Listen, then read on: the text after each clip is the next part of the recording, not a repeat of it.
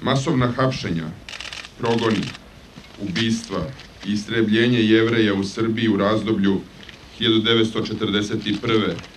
do 1945. godine, koja su sprovodile Hitlerove okupacione snage uz pomoć domaćih kolaboracionista, učinili su da 85% jevrejskog življa Srbije netragom nestane.